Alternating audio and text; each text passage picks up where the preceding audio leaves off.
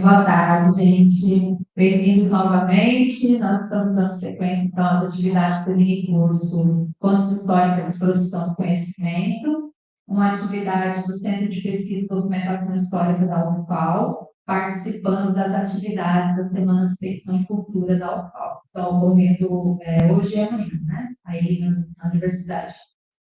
Bem, essa aula, mesa, debate, é muitíssimo especial para a gente, porque são os nossos docentes do colegiado do CPDIS, né? Então, de manhã nós apresentamos o CPDIS, mas nós temos uma equipe de docentes, né, discentes, que atuam no centro.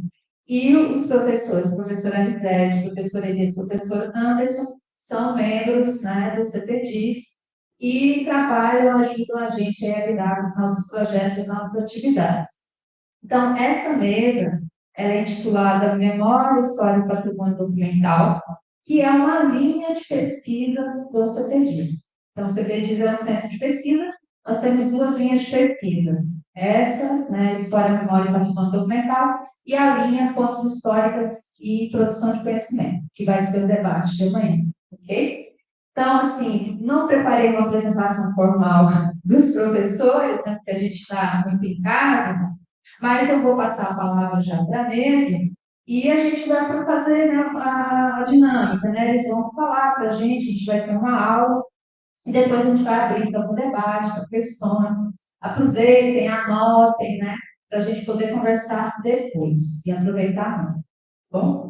Então, agradeço muitíssimo a presença dos meus queridos colegas, amados colegas, e aí a gente segue para a nossa atividade, passando a palavra primeiro, professora Elisete, vai começar? Querida. Obrigada. Logo, a mais tímida de todos, que esses dois não são não, né? Nem um pouco. Mas, boa tarde para todos vocês, todos e todas aí presentes. E os que estão também, né, nos vendo e ouvindo virtualmente. Eu quero agradecer a Edneia esse convite. É um prazer estar com vocês e poder participar, né, dessa. Tem sido uma construção ao longo do tempo. E também compartilhar a mesa com dois parceiros, né, nessas caminhadas, nesses tropeços em que a gente faz parte da vida acadêmica, né?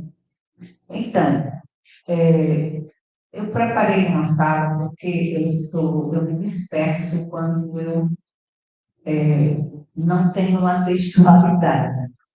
Esse sempre é um treino. Eu estava falando há pouco, eu disse, para que vocês não ficam nem um pouquinho ansiosos, nem um pouquinho nervosos? Eu quase 30 anos, quer dizer, essa tecnologia, quase 30 anos e ainda parece que eu estou tendo o primeiro momento.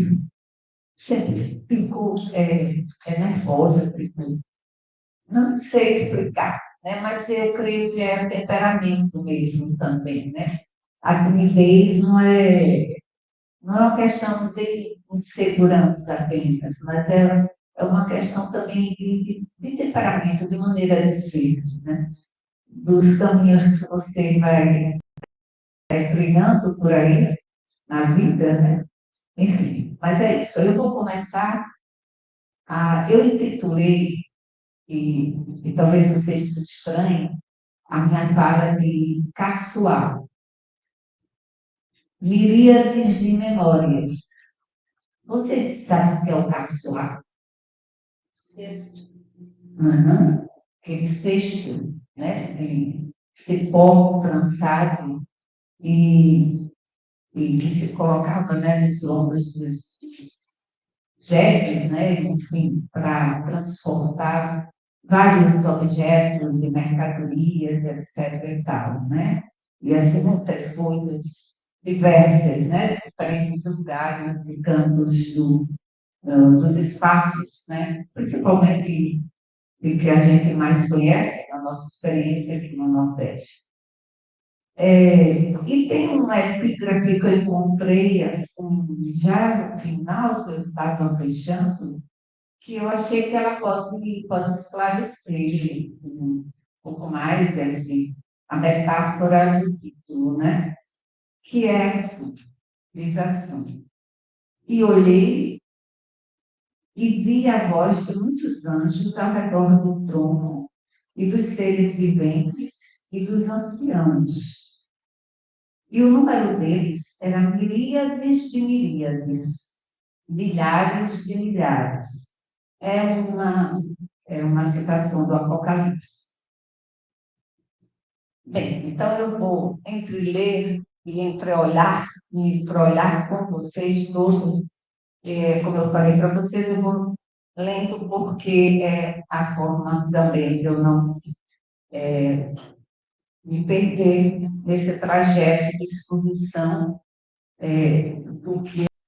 O que caracteriza a memória plural e pública na oficina do historiador, historiadora, é o estatuto privilegiado do testemunho, a possibilidade de confrontar diferentes testemunhos uns com os outros, dos quais depende a credibilidade da narrativa histórica.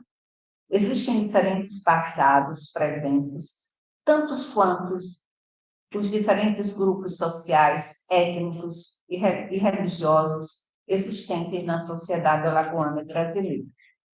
A historiografia, como investigação sistemática acerca das condições de emergência dos diferentes discursos sobre o passado, pressupõe uma condição primeira, reconhecer a historicidade do próprio ato de escrita da história, validando-o como inscrito no tempo e lugar.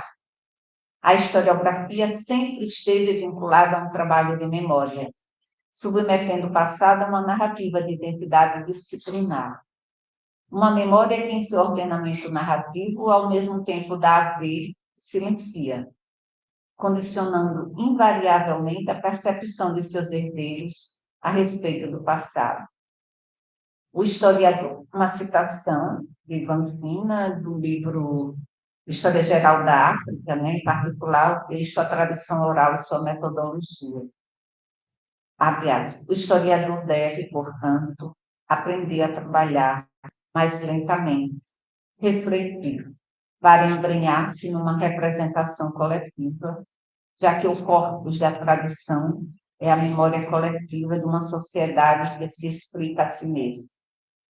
Muitos estudiosos africanos, como Amadou Ampateba ou Bubon Rama, muito eloquentemente têm expressado este mesmo raciocínio.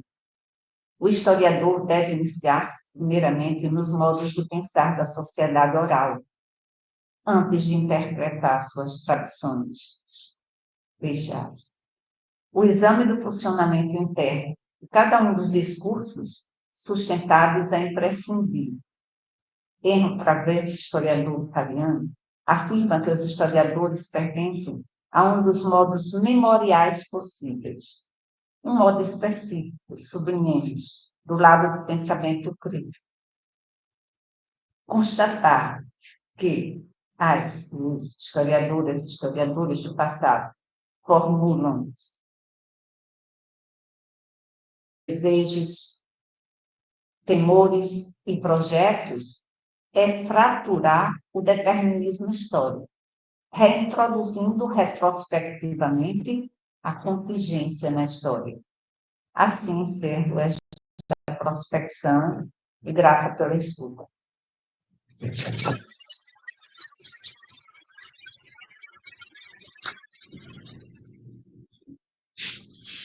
Muitíssimo obrigada, querida Lisete. Bem, como nós tivemos esse contratempo técnico, né, da luz, mas a luz voltou, e bom, vamos dar prosseguimento, então, no debate, com a aula, e então eu passo a palavra ao professor André Salveira.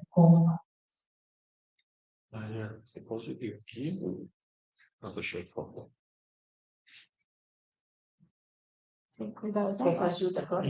o Anderson Pausal. Só marcar o tempo. Será o Gente, boa tarde, né? A todos, todas e todos. Primeiro quero agradecer a professora Inéia pelo convite, né, de estar participando desse evento, numa rotina muito desgastante que a gente vem aí, ela ainda encontra tempo para submeter o projeto e ainda, né, realizar. É, então, a gente planejou, né, assim, ontem, de forma muito rápida, que a Risete faria essa apresentação mais teórica. Eu falaria um pouco sobre questões de história oral, metodologia, fontes orais, e o Elias sobre o acervo que ele vem, né, produzindo e que vem, né, disponibilizando e realizando pesquisas no âmbito do GEPS, da comunidade LGBTQIA+, no Maceió. Então, é mais ou menos para vocês terem uma ideia de como a gente se articulou aqui, e já agradecendo a Risete pela bela introdução. Eu tenho uma curiosidade de saber se todo mundo aqui é de curso de História ou não. Quem não é, quais cursos? Quem não é, você? Qual? Contabilidade. Não sei. Arquitetura. Está sendo atraído para cá, né? Da contabilidade. A gente sempre... Qual que foi? Teatro, licenciatura. Bacana. Ciências sociais. Ciências sociais também? Pronto. Maravilha. Então, a gente, aqui no CPDIS, a partir de um trabalho que vem sendo feito pela INE, por equipe danada, estou vendo aqui o Paulo Araújo, tem a Júlia, na Biblioteca UARP, né, que é um conjunto que envolve esses debates sobre a constituição de acervos, né, e que não sejam utilizados apenas pelo curso de História, por isso que a minha pergunta, né, é um centro de pesquisa de documentação histórica que a própria UFAL, em uma parceria com o DRCA, já utilizou, principalmente, o nosso o planetário, que ainda fala o nome do... O scanner planetário. Só lembro do planetário que é... Quase um planetário. Minha memória é sonora. Aí o planetário me chama a atenção. Nosso scanner planetário, articulações com o arquivo judiciário, com a Cúria Metropolitana, e nesse sentido, né, de trabalhar essas questões que é mais do presente do que do passado. Então, principalmente para quem não é do curso de História, acaba com a ideia de História, o estudo do passado, né, do tempo, numa questão tridimensional que envolve passado, presente e futuro, e sempre a partir do presente. O presente talvez seja mais forte até do que o passado. Então, quando a gente fala o presente, não é apenas o nosso presente, mas o presente das pessoas que viveram antes de nós, do século XV, XVI, XVII, XVIII. Então, é possível que um relato de um cronista do século XVII seja considerado um texto de memória, produzido a partir de uma viagem, por exemplo, uma viagem do Charles Darwin, que foi testemunha ocular da violência da escravidão no Brasil, quando jovem. Aquilo é um relato de memória daquele tempo presente no Charles Darwin, enquanto jovem que presenciou em Vassoura, no Rio de Janeiro, as violências da escravidão, e ele, como jovem eurocentrado, né, fez um relato, né, dos mais documentados que a gente tem em poucas linhas, em poucos parágrafos. O primeiro, para a gente quebrar a ideia de que memória é só coisa de gente viva, do tempo presente. Tá? Então, as memórias ela podem estar num diário do século XVII, uma carta do século XVIII, né? Um cronista do século XIX. É essa perspectiva que eu trabalho. Né? Mas hoje eu quero focar numa questão que a gente vem debatendo aos poucos, nas horas vagas, né? Nos intervalos do recreio, que é a possibilidade de constituição de um acervo de história oral no CPDIS. E isso pode ser para a história do curso de contabilidade, qual é a história e a memória do curso de arquitetura, qual é a memória do curso de ciências sociais construída lá. Né? Porque a história tem uma mania, e é muito da nossa característica, de chegar sempre atrasado. Né? A gente sempre fala que jornalistas, sociólogos, antropólogos chegam primeiro, né? tentam fazer seus relatos com cada metodologia específica e a gente chega depois para tentar organizar essas coisas. A história chegou depois do que a gente chama de história oral. As oralidades já são muito valorizadas, inclusive há muito tempo, pela perspectiva das comunidades tradicionais, né, de origem afrodescendente. As comunidades indígenas são basicamente orais, né?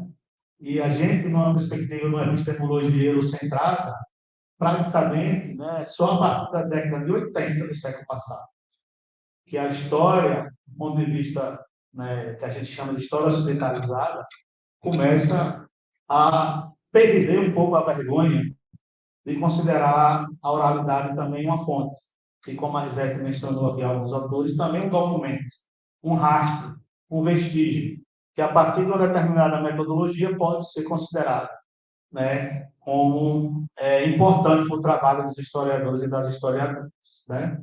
Então, a gente mapeia no Brasil, a partir, por exemplo, das obras que mais circulam, da Ecléia Bose, História de Velhos, o Bom Merri, com História Oral, a Fundação Getúlio Vargas do Rio de Janeiro, com Usos e Abusos da História Oral, Verena Alberto e Marita de Moraes Ferreira, né? A gente tem no Pernambuco a Fundação Joaquim Nabuco, que tem um acervo de História Oral. As Forças Armadas, por incrível que pareça, tem um projeto de História Oral, naquela ideia de uma história oficial, da Constituição dos Estados, como a Risete mencionou, e das nações, como uma historiografia da história política mais conservadora. Então, o Judiciário tem acervo de história, projetos com muita verba, com muito financiamento, né? E a gente, a partir desse diálogo que se consolida, principalmente nos Estados Unidos e na Inglaterra, pós-Segunda Guerra, né? Quando os sobreviventes da Shoah e do Holocausto precisavam falar do que ocorreu. Essa sobrevivência do Holocausto e da Shoah vai constituir os primeiros acervos do que a gente chama de história oral no Ocidente. E isso não é a oralidade que a gente mencionou aqui, dos povos tradicionais de origem africana ou de povos originários, que a gente chamou de povos indígenas, né? E eles já há muitos e muitos séculos valorizavam a oralidade. Essa instrumentalização, institucionalização que vai ocorrer, um pouco na Inglaterra, um pouco na França e um pouco nos Estados Unidos, vai ser, né, replicada aqui pela USP, pela Fundação Getúlio Vargas, e no Nordeste, Fundação Joaquim Nabuco. Essas constituições no campo historiográfico vão necessitar de uma metodologia própria. E é isso que a gente chama de metodologia de história oral, né? O nome história oral ficou, mas hoje a gente não considera que só a oralidade seja suficiente para se considerar um trabalho historiográfico, né, de grande fôlego, de grande qualidade do ponto de vista de cruzamento sistemático de fontes. Mas houve um momento que só as entrevistas já eram suficientes. E aí a historiografia começa a separar o que seria a história oral, fontes orais e acervos orais, que acaba gerando uma confusão em muitos aspectos, né? Então, a história oral a gente pode considerar como uma metodologia que envolve o uso ou não de entrevistas gravadas, de transcrições, que envolve arquivamento ou não, envolve identificação ou não de quem está sendo entrevistado. A pessoa pode não querer que o nome apareça, que apareça o pseudônimo, que apareça só as iniciais. Então, é isso tudo a gente vai chamar de metodologia, né? A fonte é na perspectiva que somos nós quem produzimos a própria fonte, né? Ela não está dada em si como nenhum outro documento, né, mais tradicional, escrito, um documento do Estado, né, um documento policial. Também ele por si não fala, ele precisa de perguntas, né? E a partir do momento que a gente do ponto de vista de uma determinada metodologia, constrói um roteiro, provoca essa fonte. E essa fonte ela vai trazer questões que envolvem muito do que a Risete falou, memórias, esquecimentos e também silêncios, né? Que, para uma perspectiva de uma epistemologia do silêncio, não significa esquecimento, mas sim uma maneira de se recordar. Às vezes eu silencio sobre uma coisa não porque eu esqueci, mas justamente porque eu lembro, e aí eu não quero mencionar nesse sentido. Então, envolve todas umas questões éticas, envolve questões de como registrar aquilo, para que, no futuro, outras pessoas possam acessar isso que a gente chama de fontes, que após o tratamento dado por nós e arquivados no CPDIS, no CPDOC, na Fundação Joaquim Nabuco, né, nos acervos das Forças Armadas, do Judiciário, e aí sim passam a ser considerados arquivos orais. Né? Então, é uma maneira de tentar organizar o caos a partir de uma ideia de que todo mundo coloca tudo como se fosse história oral, sem separar. Né? Os acervos de história oral, acervos de fontes orais, acervos, tem mais a ver com o suporte, a forma de arquivamento. Em CD, em fita, hoje em dia, em um grande sistema, né, que envolve HDs e etc. Né? E aí, a grande questão que a gente tem, nesse momento no CPDIS, é tentar, a partir de uma organização que era importante a Elimeta aqui, mas a gente tentar, né, de certa forma, produzir um inventário de tudo que tem sido feito no curso recentemente, e a gente tem acompanhado, quando a gente participa de bancas, eu participo de bancas com a Reset, com a Elias, com o Michel, né, que tanto em TCC, em monografias, quanto no nosso mestrado, as pessoas têm realizado muitas entrevistas. E essas entrevistas têm ficado nos acervos privados, né, porque a gente não conseguiu organizar aqui ainda como as pessoas poderiam ceder, a partir de um termo de autorização, essa entrevista para um acervo de fontes orais, CPIs. Né? Então, é uma coisa que eu acho que a gente pode pensar a partir desse seminário, desse curso de extensão, como orientadores e orientadoras, que nossos pesquisadores e pesquisadoras cedam uma cópia dessa entrevista e que a gente forme um acervo aqui. E esses acervos, a gente debate também questões de terminologias. Né? É muito comum a gente pegar um TCC em várias áreas e está lá, esse trabalho é para dar voz, esse trabalho eu estou dando voz. Né? Não existe mais essa questão de dar voz como se a gente estivesse num lugar hierarquicamente superior a quem está sendo entrevistado. Não é? A gente pensa na possibilidade de ouvir as vozes que estão silenciadas, que por algum motivo de disputas de poder nessa sociedade que a gente vive, né, não são vistas como possíveis detentores e detentoras de história e de memória, como a Isaac tem falado. Né? Então, primeiro, a história oral ela rompe com a ideia, né, que aparece no final do texto da Isaac de uma história metódica e positivista a partir de documentos escritos. Sabe? Ao ouvir vozes de pessoas, por exemplo, analfabetas, de pessoas que estão marginalizadas pelo sistema, é também um posicionamento político de se trabalhar com muitas categorias marginalizadas, e o Elias vai mostrar aqui algumas questões que envolvem o acervo LGBTQIA+, aqui em Macedo. Imagine pessoas que não são escolarizadas, que se acham ainda no pleno século XXI, que não tem história, porque a história era só escrita. Né? Pessoas sem passado, pessoas sem memória, pessoas sem história. É um enfrentamento que eu tenho certeza de quem nos antecedeu aqui no curso, como a Reset, e a Clara, que trabalha com oralidades há um certo tempo, né? Causa um espanto até na pessoa quando ela é convidada para dar entrevista. E a gente presenciou isso recentemente na pandemia. E aí é um outro ponto que eu queria falar. Né? Durante a pandemia, a UFAL abriu um edital, né, sobre questões que estavam envolvendo a Covid-19, e aí, naquela angústia de saber se a gente iria acordar no outro dia, e no meu caso mais ainda, que tenho uma esposa enfermeira e todo dia chegava em casa, né, sem saber se ela ia voltar ou se eu ia ser contaminado, eu decidi participar desse edital e escrever um projeto chamado Vozes da Pandemia, uma ação de documentar relatos sobre os impactos da Covid-19 em Alagoas, dentro do projeto do CPDIS, né?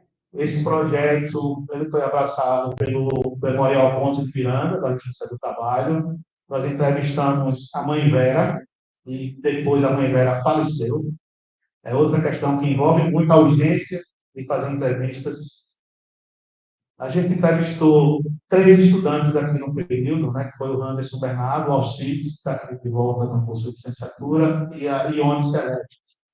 Essas pesquisas elas estão disponibilizadas, né, no site do CPDIS, e foi produzido um curta-metragem pelo Tribunal Regional do Trabalho também.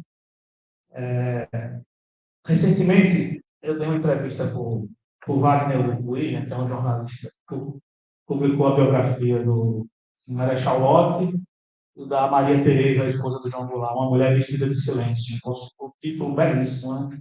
Ele está produzindo, ele escreveu um livro sobre a Operação Maranhão e Etiópia, sobre a pandemia, e ele dizia que o livro não vendeu, e a editora fez um mapeamento que está ocorrendo. É que ninguém está querendo ler nada e nem se envolver com nada que envolva a pandemia. É algo mundial. A editora do Wagner William mapeou que o livro não está vendendo, que é a operação que o Flávio Dino comprou respiradores de forma clandestina com o Maranhão. E há dados estatísticos que o Maranhão tem os menores índices de morte. E isso, às vezes, a gente, nesse momento que tudo está acontecendo, não consegue ter essa percepção que a produção de fontes para o futuro, né, em determinado momento, a pandemia será estudada. E eu penso que a sensibilidade que a INE teve de dizer, compra, vamos botar as entrevistas no YouTube do CPDIS, o curta-metragem que saiu, e também lá tem entrevista do Clóvis Moura, que o Danilo disponibilizou, do NEABIC, né, que tem gravações dos eventos dos anos 70, 80.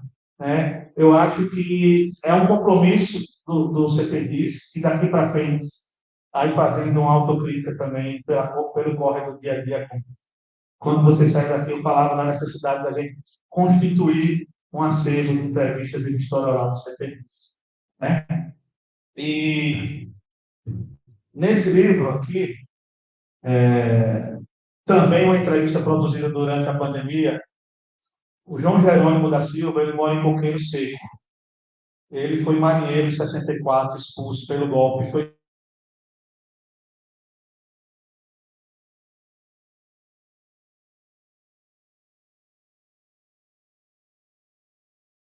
cavaleiro e estava trabalhando nos garimpos do Maranhão, Pará, Tocantins, né, vivendo clandestinamente como garimpeiro. E a gente, em uma parceria com o Laboratório de História Oral e Imagem da UFCOM, reunimos aqui 9 entrevistas, o Jerônimo está aqui, e sem perguntar a você, no livro já consta que essas entrevistas, todas as 9 que foram realizadas de 2008 até agora, durante o meu mestrado, o colega Roberts, do Rio de Janeiro, serão disponibilizadas em 2 arquivos, o Laboratório de História Oral e Imagem da Federal Fluminense e o Centro de Pesquisa e Documentação Histórica da UFAL. É esse compromisso político que a gente tem, as pessoas estão morrendo, Bolsonaro tentou caçar anistias de militares, principalmente, né, de praças, não de generais e de almirantes. O processo político que a gente viu ontem com a eleição do Trump vai desencadear em 2006, né, mas uma fase dolorosa, eu acho, em nossas vidas, e a perspectiva de se constituir, documentar o presente, não apenas entendendo, mais uma vez, memória como história oral, eu acho que isso ficou claro, né? Mas significa também, do ponto de vista político, ouvir as vozes, documentar e deixar para o futuro, sem nenhum interesse de nós que estamos aqui hoje, e nem sem nenhuma intenção de saber o que será feito com isso, mas na certeza de que todo esse acervo que foi constituído antes de nós também são vozes silenciadas e precisam ser ouvidas. Obrigado, e passo ao meu amigo Ivanildo. Obrigado, Anderson. Pedi aqui para ele me ajudar aqui. Boa tarde, gente. Primeiro, agradecer vocês por terem se interessado em fazer parte dessa atividade de extensão. Estamos no finalzinho do semestre, nós também. Teve atividade mais cedo hoje, vai ter atividade amanhã à tarde. À tarde, né? Então, sejam muito bem-vindos, bem-vindas, né? Bom, galera também que não é da história, se interessando, acho que daqui a pouco a gente vai abrir para conversar um pouquinho. Acho que seria muito interessante também escutar vocês, né, dos interesses, além de quem é do curso de História, dos interesses em fazer parte desse momento e aprender mais sobre o documentação, acervo, arquivos, né? A gente já organizou aqui, eu vou tentar manter meu tempinho de 20 minutos para também poder conversar com vocês. Professor do curso de História aqui, eu coordeno o GEPS, que é o Grupo de Estudos e Pesquisas em História, Gênero e Sexualidade. E como professor, atuo na área de Teoria e Metodologia da História, coincidentemente, né, com Irineia, com Anderson e com a Elisete. Então, Não é, Francisco? nós quatro, né, além do professor Oswaldo, que é também colega do curso, pomos essa área da Teoria e Metodologia da História, né? Quero agradecer o convite, né? Você fez da Irineia. Eu também sou membro do colegiado muito ausente. Preciso também fazer autocrítica.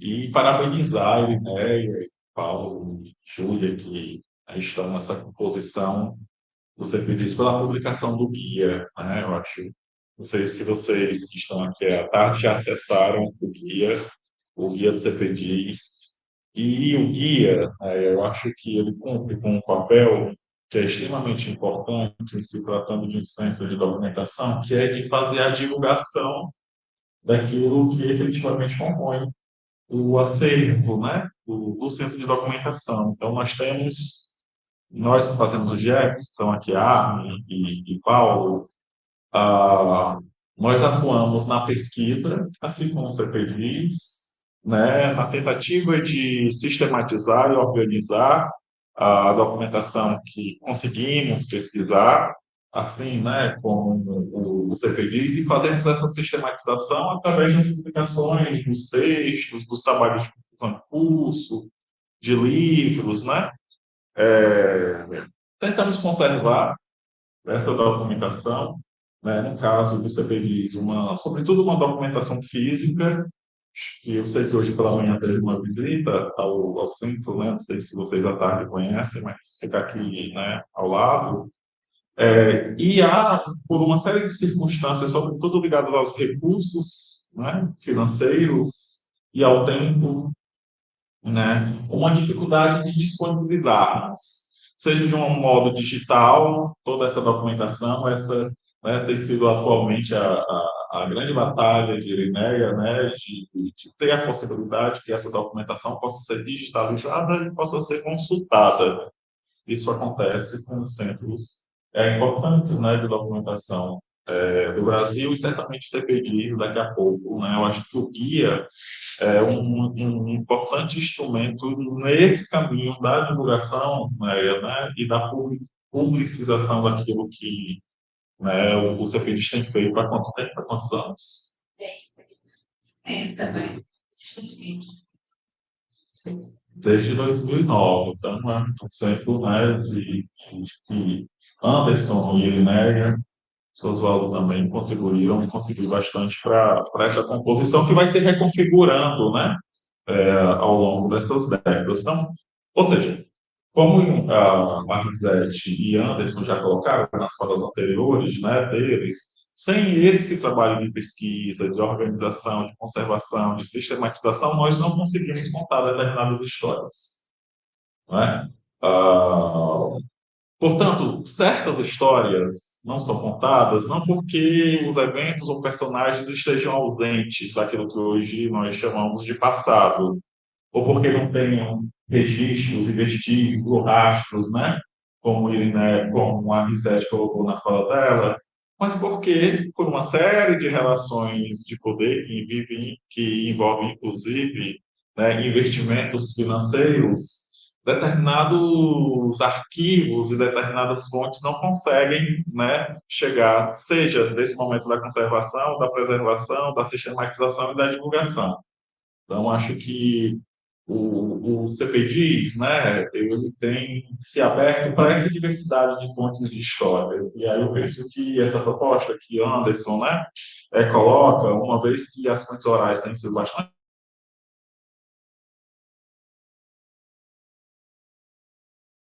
licenciatura,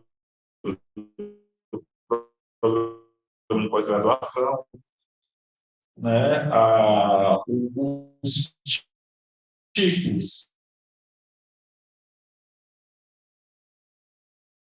Então, eu acho que o CPDIS está muito antenado com as urgências contemporâneas e ainda, né, que os arquivos, os museus, as bibliotecas e a própria universidade, como também lembrou a Linéia, tenham se constituído como patrimônios, né, em um contexto muito marcado por histórias únicas, pessoas da elite, de uma história política, de pessoas brancas, cis, né? Como não poderia deixar de ser, o curso de História, então, você tem que ser aberto, né? Para essas outras histórias. E aí é um pouco sobre essas outras histórias que eu gostaria de compartilhar um pouquinho aqui na minha fala com vocês, que são as histórias LGBTQIAPN+, que, no contexto do Jefferson, mas de modo geral, em diálogo com o curso de História, nós temos tentado construir. Um dos resultados dessa história, a publicação desse livro, que é o Desejável, está disponível no site da Edufal para ser baixado gratuitamente, que é um esforço coletivo nesses últimos 6 anos, que estudantes da graduação, né, Armin e Paulo estão aqui, que são autores de capítulos publicados no livro, tiveram, né, nessa primeira tentativa de pesquisa, de sistematização, de análise e de publicização. Esse aqui é um primeiro exercício pioneiro dentro do contexto, não só, né, da história, do curso de História, mas da história de Alagoas, na medida que, né, essa historiografia alagoana até então não tinha se perguntado por onde estavam as pessoas LGBTQIAPN+, na história. Ainda que elas não tivessem esse nome, vocês sabem que essa é uma sigla recente, as experiências que hoje nós chamamos, né, de experiências gays, lésbicas, trans, né, elas faziam parte da nossa história, inclusive da história de Alagoas, né? Então, partindo dessa pergunta, que nós estamos, né, constituindo essa história. Bem, portanto, para contar essa história, é preciso não só a pesquisa, mas a conservação dessa documentação. E aí trouxe aqui para vocês o exemplo de uma fonte, de um documento, que é um jornal que circulou no final da ditadura militar, entre 78 e 80, 81, que é um jornal chamado Lampião da Esquina. Vocês já ouviram falar do Lampião da Esquina?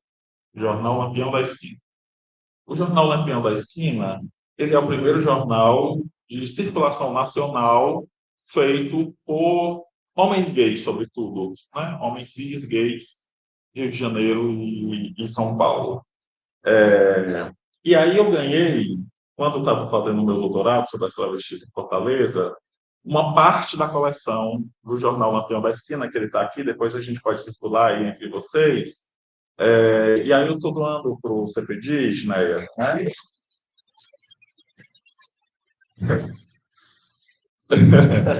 E eu acho que é um documento histórico importante, sobretudo para essas novas gerações, né? Algumas delas que não conhecem, né? O Lampião da Esquina. Mas o jornal Lampião da Esquina já há algum tempo está com toda a sua coleção digitalizada e disponível para pesquisa no site do Grupo Dignidade. E aí, essa página que eu estou aqui mostrando para vocês. O Grupo Dignidade, a partir do acervo do Luiz Botti, que é um militante gay, baiano, fundador de um importante grupo, né, homossexual, que vai atuar durante os anos 80, 90 e 2000, o Luiz Motti vai doar, né, o seu acervo para o grupo de dignidade, que vai digitalizar e disponibilizar. Né? Isso faz com que, né, a história feita sobre as pessoas LGBTQIA+, no Brasil tenha o Lampião da Esquina como uma grande referência. Aqui, mesmo no próprio curso de História, uma aluna nossa, a Ana Maria, fez a graduação dela sobre o jornal Lampião da Esquina. Isso quer dizer o quê? Que além de ter sido efetivamente importante como um jornal pioneiro, que inaugura um debate nacional até então inexistente, e um debate que vai ser protagonizado por homens gays e mulheres lésbicas, né? As trans são bastante excluídas, né, da escrita do Lampião da Esquina, e quando aparece de um modo muito pejorativo, né? Algo que era muito comum, inclusive, na grande imprensa da época. Ainda que o Lampião tenha essa importância histórica, na medida em que ele é disponibilizado digitalmente, possibilitando que qualquer pessoa do Brasil tenha acesso a ele, ele também ganha uma importância historiográfica. O que é que eu estou querendo dizer com isso? Eu estou querendo dizer com isso que se nós não disponibilizarmos, seja por meio de uma pesquisa presencial no CPDIS, seja uma pesquisa digital do CPDIS, nós não teremos determinadas histórias sendo contadas de Alagoas. Vocês entenderam?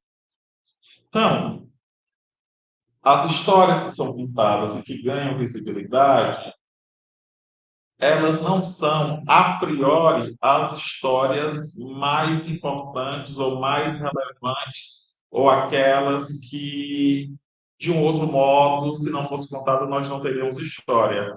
Em parte, elas são contadas por uma série de relações de poder, e a gente discute bastante isso nas aulas, e da disponibilidade do acervo. Né? Por que nós não contamos determinadas histórias de determinados grupos? Porque nessas relações todas de poder que compõem a própria composição do acervo, algumas histórias, e aí antes chamou a atenção, né, para isso, não foram interesse, né, desses grupos que compuseram os arquivos e os acervos. E aí, que bom que o CPDIS, né, não faz parte desse tipo, né, de centro, de instituição que não está preocupado com uma história diversa e plural. Então, acho que isso é importante de ser destacado, né? Tanto um objetivo de ampliar e de contar essas histórias não contadas, que nós, do GEPES, estamos desenvolvendo algumas pesquisas, sobretudo na imprensa de Alagoas.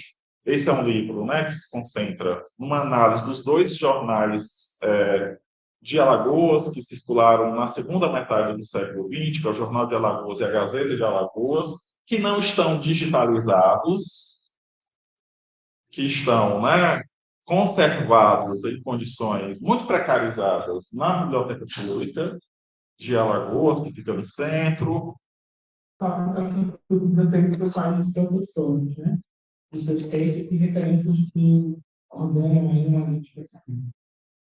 A minha grande pergunta, acho que é uma pergunta que mais noteia, principalmente pesquisadores, né, que pesquisam no estado de Alagoas, é a dificuldade de acesso a determinados mecanismos de produção do memória. E aí a gente considera alguns elementos muito importantes.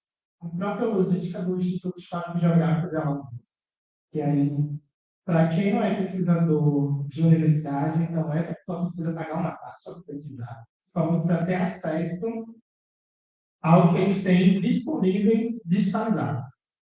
E aí também já é uma questão de entendo a necessidade, são custeamento, né, de manutenção mas uma manutenção que não flexibiliza o acesso desse estudante, né? Porque os horários também são muito limitados a esses espaços de memória e produção.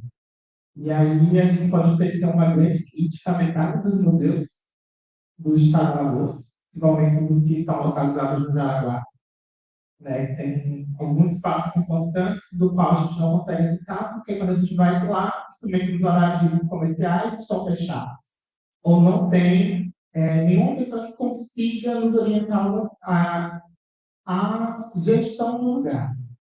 E isso reflete muito, porque, por exemplo, por mais que a gente tenha alguma demanda, eu pesquiso do Jornal da Alagoas na biblioteca pública, então tem uma demanda muito grande de material físico.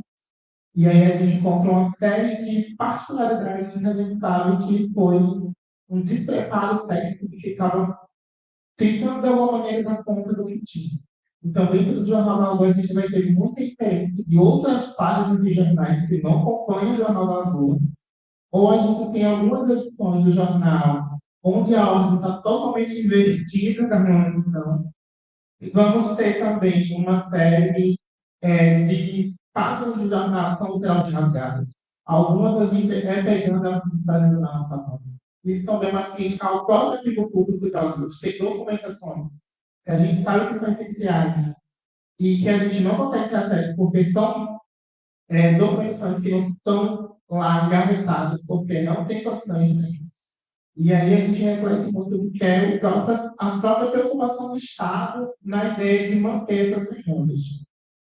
E uma das grandes diferenças que eu gostaria muito de pensar, e a gente eles colocam, né, a questão desses acervos digitais, mas aí eu fico pensando, e como sempre a gente também tem tentado muito fazer essa questão, por mais que esses acessos digitais a gente facilitem a vida do pesquisador, há uma série de travamentos quando a gente está pensando no âmbito acadêmico, quando a gente está falando da realidade da nossa própria universidade.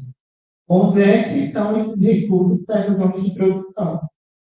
É muito mais visível a gente localizar esses espaços de produção, de investimento para determinados cursos. Mas quando chega na área de humanas, esse recurso ele mal chega. Né? E aí também a gente fala de uma situação de precarizações. Por exemplo, a universidade tem um próprio arquivo geral, do qual o estudante não pode pesquisar dentro desses arquivos. Então, assim, como é dificultoso pensar a relação pesquisador e esses espaços de memória, né? E aí a gente entra muito no que é isso, que histórias são essas que estão sendo contadas e quem pode participar e contar essas histórias, né? E pensando também, a gente pensar um pouco para fora do espaço, desses espaços como esse, e a gente pensar o que é que tem sido produzido e fazer uma crítica a esse ponto, né? Que tem sido produzidas políticas públicas financiadas a partir desses pesquisas da gente pesquisador, né? Aí quando a gente volta, e aí eu faço uma crítica muito ferrenha ao que se diz, a questão dos arquivos LGBTs, da quem da Alagoas, primeiro, porque eu acho, particularmente, não acredito que existe um movimento organizado. Né? E é uma visão minha, e eu espero que você escreva sobre isso, estou correndo para escrever sobre isso. Pensando que grande parte dos que têm sido construído hoje em políticas públicas é totalmente construída sem a participação da gente, essas LGBTs, principalmente nessas criações. Aí eu fui fazer uma pesquisa muito rápida sobre o Marcel com respeito, e aí eu estava pensar como essas políticas públicas vão ser produzidas para a questão da produção de memória. E aí é uma questão também dentro da área da produção cultural, que tem pouca, e os editais que vêm do Estado de Alagoas não contemplam, por exemplo, a questão de acervos de memória dessas LGBTs. E aí isso é muito um reflexo dessa falta também de preocupação da própria cultura do Estado. Como é pensar esses acervos digitais? Como mantê-los?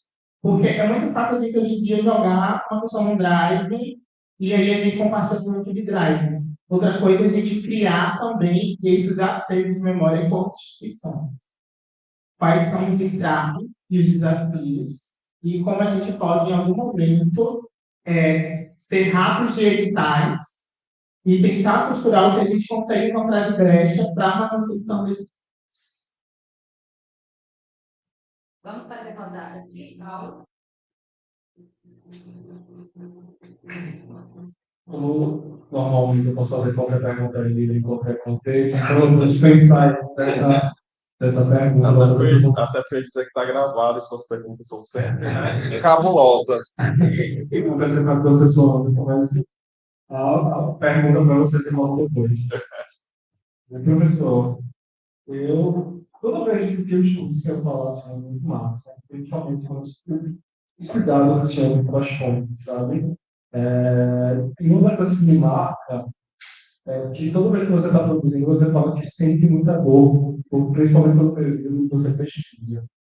E, assim, que, não, é um período muito complexo para se pesquisar.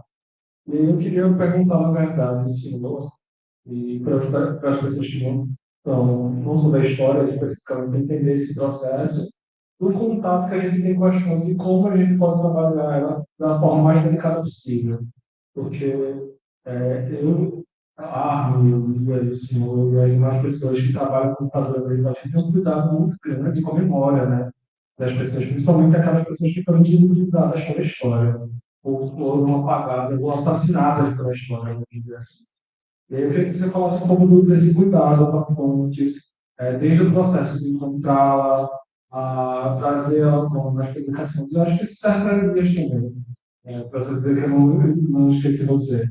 Mas é um processo, sabe? É um processo que os dois compartilham, de formas distintas, mas compartilham desse cuidado de descobrir a fonte, o arquivo, e tratá-la ela com a maior respeitabilidade possível. Eu acho que para a gente da história chega a ser um pouco bobo essa pergunta, porque é um modo operandi, né, no geral. Mas acho que já que a gente tem tanta gente falando da história aqui, desse curso, acho que é uma pergunta pertinente. Antes eu só queria dizer que eu me sinto muito comunitada nessas duas perguntas. Eu acho que são duas perguntas que fazem muito no final do curso. Mas minha pergunta ela vai no sentido assim, de que os drives, eles hoje estão substituindo as estantes, né? Então, como lidar com esse momento assim, de uma tecnologia de inteligência artificial, de chat GPT, de até mesmo autotranscrição, que hoje a gente tem inteligência artificial que faz autotranscrição, né? No sentido que essas questões são recursos, mais que apenas, mas são coisas pagas. E é isso, né? Como que é uma perspectiva assim do trabalho que você fez também, a partir de agora nesse sentido. Mas também, pessoal, essas são questões. Lisete até dá uma fugida. Pode ser, pode ser. Uma vez, oi. Oi. Eu fui convidado para esse ano, acho, participar de uma mesa na UFBA sobre história digital. Lembra, né? História digital, que é todo um campo que tem se desenvolvido, né? Sobretudo com a emergência das redes sociais. E a história digital não é só digitalizar, né, os documentos e as fontes disponibilizadas, né? Então, a história digital não é só isso. Tem um texto interessante sobre história digital, né? Eu tinha trabalhado, me sugeriu esse texto. E aí, né, eu dizia que nós, aqui no nosso contexto, a gente não tinha chegado nem nessa fase da digitalização. Então, e isso que você está colocando, Júlia, não é? Já são esses outros desafios. Como é que a gente faz, né, com essa história que é produzida e que vai atualizando também muito as possibilidades de falsificações, de plágios, né? E que vai nos obrigando a reorganizar as nossas metodologias, as nossas análises críticas, não é? Agora, eu acho importante, né, que a gente leve em consideração, né, e aí eu fiquei mais atento à história digital e aquilo que é produzido nesse universo, mas também de ter a consciência de que a gente não tem nenhum projeto de digitalização dos acervos. Na verdade, a gente tem. Nós temos o Alagoas História Digital, que é, inclusive, uma marca patenteada pelo Paulo CPDs. Mas a questão realmente é o armazenamento, Uhum. porque toda essa digitalização ela precisa ir para um lugar seguro para poder alimentar a rede. Nós não temos a estrutura física para fazer isso ainda. Segundo a UFAO, hoje já é possível tecnicamente, mas falta uma política institucional da universidade que abarque o arquivo central para que isso possa ser feito, que não fique só um grupo. Tem um projeto. Não, existe uma ideia, existe um projeto. Nós temos o projeto, mas falta os recursos concretos para concretizar. Então, não, claro, então não temos a digitalização ainda e nem a disponibilização da digitalização. Uhum. Então, né, olha, enquanto que em alguns contextos já estamos falando de história digital, a gente ainda não está digitalizando as nossas fontes e disponibilizando as nossas fontes. Não é? Então, acho que isso é algo para a gente pensar, isso um pouco tentando dialogar com o que Júlia colocou, e o Júlia e Paulo e a tinham colocado algumas questões, Arizete. E com Paulo, eu acho que a gente tem muitas relações. Eu lembro que o Foucault tem um texto belíssimo chamado A Vida dos Homens Infames. E é um texto que foi escrito como um prefácio de uma coleção organizada pelo Foucault e pela Arlette Farge, que é uma historiadora francesa, também um filósofo francês, mas que tinha todo um trabalho no campo também da história. E ela é autora dos Famosos Arquivos, no mesmo contexto ali, né, do trabalho com Foucault, eles analisavam fontes do século XVIII. E aí Foucault dizia, nesse texto, né, que ele sentia sensações físicas. É tão bonito quando ele sentia uma série de sensações físicas, né, enjoo, tristeza, alegria, né? Indignação, né? Isso tudo, isso um pouco tentando dialogar com essa pergunta. Né? Que Anderson quiser também, você dá Arlette Farge, ele tem essa propriedade, assim, descrição dessas sensações, né? Enfim, que nos, né? A relação da gente é mais inteira, né? Mais visceral, eu diria, quase. Visceral também, né? Porque passa pelas percepções, pelas emoções, e aí a gente vai relacionar isso com o logos, né? Com a racionalidade, que faz parte dessa dialética do ofício do historiador. E aí eu queria, para finalizar e também escutar Anderson, dizer que, no meu caso, eu acho que, em alguns casos dos pesquisadores, das pesquisadoras do GEP, nós sentimos muita frustração, né? Esse é um afeto muito, muito presente nas nossas pesquisas, que é a de frustração, porque nós vamos para os arquivos, pesquisamos edições dos dois jornais e não encontramos absolutamente nada, ou apenas notícias muito escassas sobre as pessoas que a gente chama LGBTQIA+. E tem uma frustração. Então, é muito difícil lidar, né, com a continuidade da pesquisa quando ela está sendo marcada por frustração, uma vez que essas pessoas elas não aparecem, ou não aparecem, ou do modo como nós gostaríamos, ou na frequência que gostaríamos. Então, a frustração nos acompanha, né? Uma outra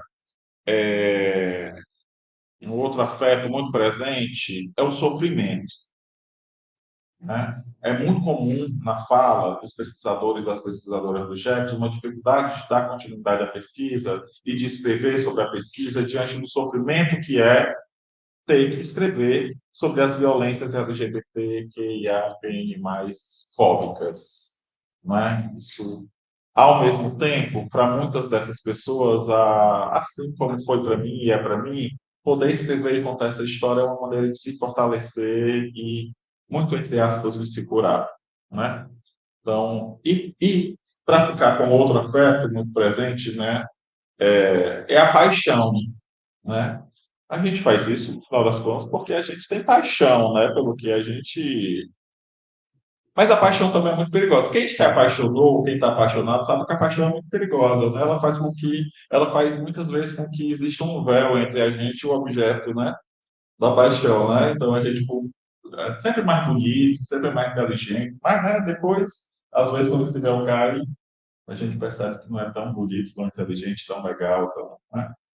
Bem, então, a paixão, ela é, por um lado, extremamente importante na relação que vamos estabelecendo com a pesquisa e com as fontes, mas, ao mesmo tempo, muito perigosa, porque vai fazendo com que a gente deixe de ter aquilo que é essencial, talvez, para a pesquisa histórica, que é uma certa relação de estranhamento. Eu não vou nem dizer de distanciamento, mas de estranhamento. Da dose da paixão também, né? É. Daquele da dose da paixão. É isso que eu quis dizer. Nietzsche, quando fala é remédio é veneno. Sim. Né? Então, né? E, então, eu acho que esses três afetos, né, o sofrimento, a frustração e a paixão. Eu quero falar do último, do orgulho. Então, eu acho que não é que é um termo fundamental para nós, pessoas LGBTQIA+. A gente sente, eu particularmente sinto e percebo muito, né, grande parte das pessoas que compõem o Jefferson, um imenso orgulho de poder ter condições de contar essas histórias, né? Então, acho que, Paulo, acho que um pouco dialogando com a pergunta que tu colocou, né? Então, acho que essa é a relação que a gente. E que, como acontece com os afetos e com os sentimentos e com as emoções, elas vão também sendo deslocadas e vão ganhando novos significados, porque não tem nem amor e nem ódio que dure para sempre. Então, a gente vive numa relação também de amor e ódio com as nossas pesquisas, com os nossos temas. Às vezes se cansa, às vezes volta, não é? Com os autores, com as autoras. Eu acho que essa transitoriedade. Deixa eu pegar aqui só um negocinho que você colocou, né, do orgulho. E que é com todas as memórias traumáticas, pessoas que passaram por esse processo de memórias traumáticas, de memórias silenciadas, memórias obstruídas, memórias interditadas. O Anderson falou, né, fez referência ao momento da pandemia, você faz referência agora, o Michel Pollack fala muito, né, dessa relação pós-Segunda Guerra Mundial, na memória traumática, e as pessoas ficavam muito tempo não queriam falar, era um silêncio sobre aquilo, exatamente por conta da dor. Por isso você fala, e iniciei a minha fala também falando dessas dores que são também repartidas com a gente agora, hoje, no momento, estamos aqui, estamos vivendo, né? Mas esse projeto não é um projeto inocente, é um projeto de poder. E a gente luta, e todas essas colocações, essas angústias, isso que a gente constata, a dificuldade, o caminhar lentamente, às vezes a gente pensa que está indo e dá volta, e tem isso, falta aquilo outro, não tem sido fácil. Eu vou fazer 30 anos que estou dando no curso de História. E acompanhei muito esse processo. E E a gente assume, eu acho, o Burke, né, tem aquela frase que é muito. Sempre a gente vê em vários cartas, cartazes, que é que o papel do historiador, historiadora, é lembrar a sociedade do que ela quer esquecer. Né? Então, é isso que eu queria acrescentar agora, que acho que o pessoal também das ciências sociais aplicadas, das ciências humanas em geral, né? Então, vou passar agora para então, já. Obrigado, José. Eu vou tentar juntar aqui algumas questões do Armin, do Paulo e da Júlia, a partir de duas experiências recentes, agora muito quentes, estão acontecendo ainda, que é a coletânea que a gente publicou sobre a Lagoa, inclusive a Elias, a Irineia, né? A gente tem 8 professores do curso, mais graduandos e graduandas, mestrantes e mestrantes, uma parceria com a UNEAL. São 26 capítulos, 13 capítulos em cada volume, que estão disponíveis também de forma gratuita no site da EduFal. Pacto de Silêncio é o título da coletânea. E como eu vivo entre Sergipe e Alagoas, e agora pesquisei um personagem pernambucano, que é o Ariano Suassuna, eu quero fazer esse livro. Primeiro, nessa coletânea, tem um capítulo do João, que trabalha no DRCA, que fez história e fez mestrado em educação, sobre a ESE, Assessoria Pessoal de Segurança e Informações da UFAL, no período da ditadura, que era o órgão para fiscalizar professores e estudantes, 88 praticamente. Um evento como esse aqui, alguém infiltrado como estudante aí, e depois fazia um relato. No mínimo isso, a violência da ditadura. Algo que eu tenho aprendido muito nos eventos do GEPS, que a violência da ditadura não é só a violência, né, física, né, da tortura física, da morte, mas violências diversas contra outros personagens. E o seu livro está aí na sua galera Pimba. Oh, cara. Tem um capítulo do Elias, né? E o João, poxa, João, em abril, eu abri um protocolo no DRCA pedindo a documentação da ESE. Até agora, eles não conseguiram me dar uma resposta definitiva de quando eu vou ter acesso e como vou ter acesso. Porque há algum tempo eu venho cutucando que o Aristóteles Calazans Simões, que dá o nome a esse campus, foi um apoiador da ditadura. Eu fui no evento do Leibniz, eu fui no evento do Direito, estou em eventos que eu posso esse ano, e dizendo Aristóteles Calazans Simões apoiou a ditadura.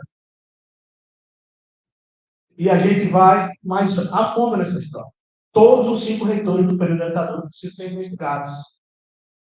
E não é só Alagoas. A mesma coisa acontece em Sergipe. Por isso que eu estou dando esse exemplo.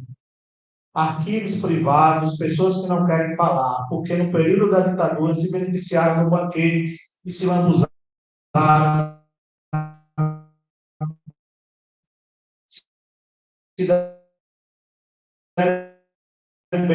E hoje seus herdeiros estão aí, na Alagoas, muito isso. E isso causa sofrimentos, Paulo. Porque na mesma coletânea tem um texto escrito pela Paula sobre a Gastone Beltrão, que foi estudante da UFAL, foi para a MN e foi assassinada em São Paulo. Ela foi a única guerrilheira a fazer curso em Cuba, 1,53 m de altura no exército mandado. Era a expressão que se dava de exército. Eram grupos pequenos no exército de Marighella, da LN. Né? E a Paula trabalhou com história oral. Então a Paula também começou a sofrer muito, né? Com tudo que envolveu a trajetória da Gastone Beltrão. Não tem como a gente ficar frio, imparcial, não alterar às vezes a voz, né? Porque senão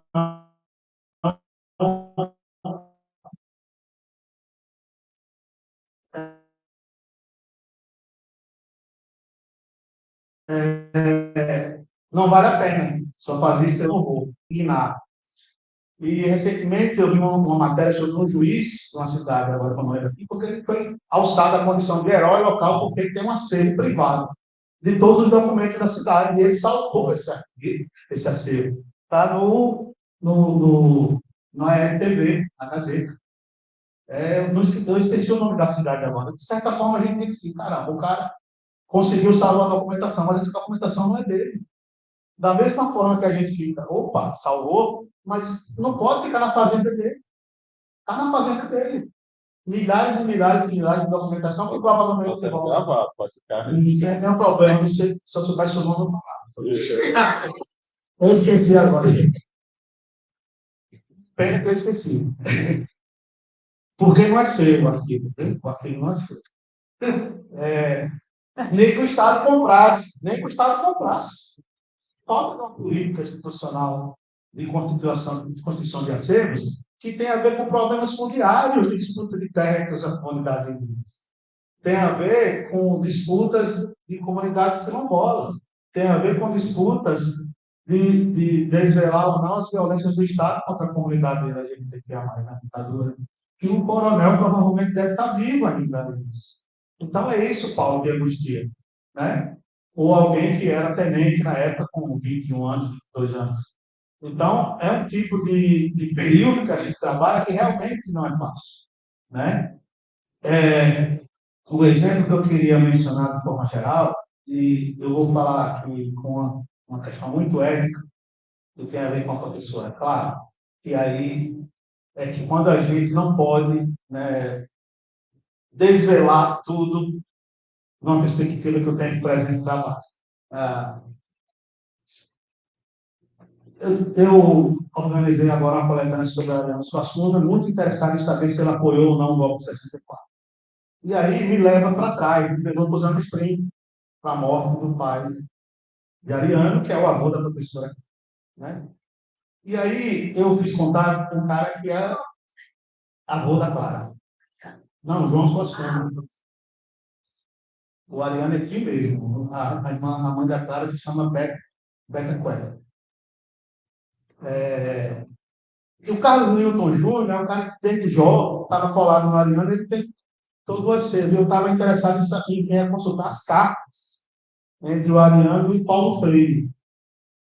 Porque ali tinha alguma coisa que me dava um indício do que tinha ocorrido, né, no período da ditadura, e esse acervo me interessava muito. Eu não tive acesso nem pela via familiar, nem tive acesso nem pela via do pesquisador, que é o Carlos Newton Júnior. Aí, ó, propaganda do seu Deus, cara. Mas para finalizar, da angústia que o Paulo mencionou, esse personagem, estou tratando como personagem, 2 anos antes dele falecer, ele teve um filho que cometeu suicídio. E o pior, esse filho era médico. E ele mesmo, né, eu não sei o nome técnico, mas ele cortou a veia aorta do seu coração e faleceu. Essa notícia não vazou para lugar nenhum, não está em nenhum jornal, e é um drama que não me interessava para a pesquisa. Interessaria para eu vender livro? Interessaria muito. Interessaria para eu tentar uns contatos no Rio de Janeiro e São Paulo, dizer, olha, esse suicídio aqui não vazou, e a família escondeu, ele tinha problemas com o uso de entorpecentes, ele teve, mesmo sendo médico, a questão da esquizofrenia, né? E foi uma apuração demorada, difícil, e isso não está no livro, sabe, Paulo? Porque a gente tem que ter um compromisso ético com a nossa profissão. Aí é uma coisa que eu defendo, inclusive até brigando entre nós, às vezes, quando eu percebo que tem alguma coisa que não está sendo muito ética ali, por uma questão mais ideológica, né? Mesmo a gente sabendo que nós todos fazemos trabalho com ideologia. Mas tem um limite, tem um limite, tem um limite que envolve, né, o que vai ser feito disso no futuro, que nós estamos produzindo agora. Né? E todos os ataques que a disciplina de história sofre, principalmente em regimes autoritários, né? Tendo em vista essa disputa pelo poder, que é o arquivo, que é a história, que é a memória. Né? São campos de disputa. E esses campos de disputa, eles não são ingênuos. Eles querem disputar os lugares de memória, colocar o nome no campus, na avenida, na praça, no palácio, nas ruas. É por isso que eles disputam, né? Para que nossos heróis e heroínas, como Elias falou aqui no evento do JEPS, depois da fala do Danilo, que me marcou muito, né? Não sejam personagens da história da historiografia. E aí, quando eles viram personagens da historiografia, podem aparecer nos livros didáticos. E se eles aparecerem nos livros didáticos, né, a juventude que só tem acesso à história no 9º ano, no terceiro, prioridade, dependendo das escolas, só está no 2º ano agora, porque o terceiro é repetição do primeiro e do segundo para preparar para o Enem, uma aula que se tem de ditadura, uma aula no 9º ano, uma aula no segundo, né? A gente precisa fazer uma seleção e, a partir dali, né, também disputar essas narrativas que envolvem questões de poder e de se perpetuar nas instâncias do poder do Estado, que é isso que a gente está fazendo. Né? Então, quando o Paulo perguntou isso, e tem muito a ver com o que a Júlia falou também, dessas formas que a gente vai lidar com esse tipo de fontes, né, de inteligência artificial, com esse tipo de metamorfose que a gente está vivenciando, né, que eu tenho certeza que nós estamos vivenciando uma revolução do ponto de vista tecnológico, né, de aceleração e de mudança do que é tonto e do que não é. Então, um print do Twitter, o print do general Vilas Boas, na véspera do julgamento do Lula, eu falo isso nas minhas aulas, aqui é um documento histórico. Ele ameaçou o STF, né? E não tem outro lugar, foi o print do Twitter. A gente vai precisar, e já estamos lidando com esse novo tipo, né, de suporte, que é registros, né, de hoje, que vão se tornar fontes para nossas pesquisas. Todas as minhas bancas também, viu? Dos meus orientantes. E é, Eu trabalho com esses materiais, com essas fontes. Né? print de Facebook, print de Instagram, com a data do print, a data da publicação e no rodapé de canto, porque as páginas deixam de existir também. Então, Júlia, é muito pertinente essa sua pergunta, porque nós também estamos nesse momento de metamorfose, né? Aprendendo a nadar durante a tempestade. Viu? Mas obrigado pelas questões do Paulo, do Arno e da Júlia, porque são esses momentos que fazem com que a gente também reflita um pouco por conta de toda a correria que é o nosso cotidiano. Obrigado.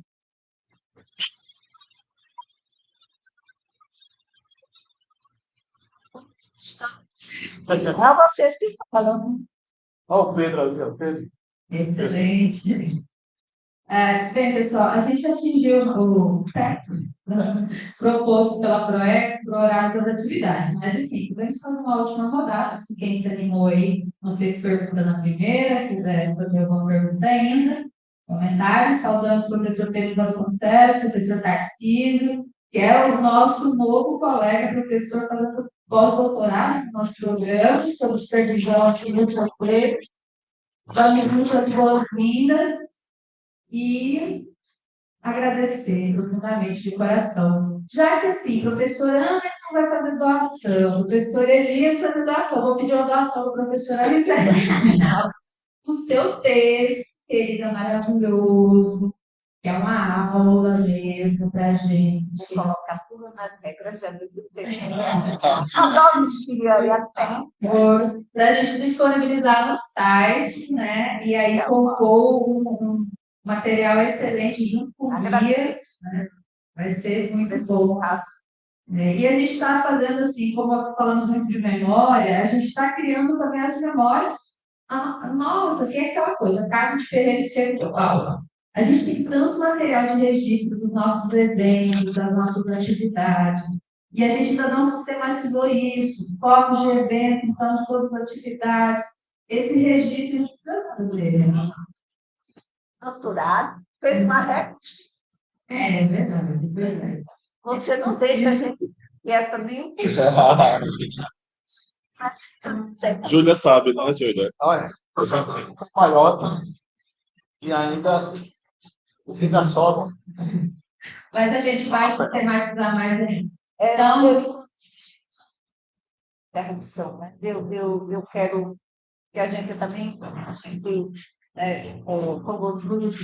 vocês, todos nós, aplaudimos todas essas falas, eu gostaria de pedir também para o reconhecimento do esforço, do ofício, sabe, da disciplina do compartilhar de tudo entre nós, saber trabalhar como líder, sem todos nós temos alguns conflitos embates, mas saber administrar isso de uma forma respeitosa e que dá tranquilidade aos outros para pensar, para refletir, para fazer junto, para querer contribuir. Nossos agradecimentos.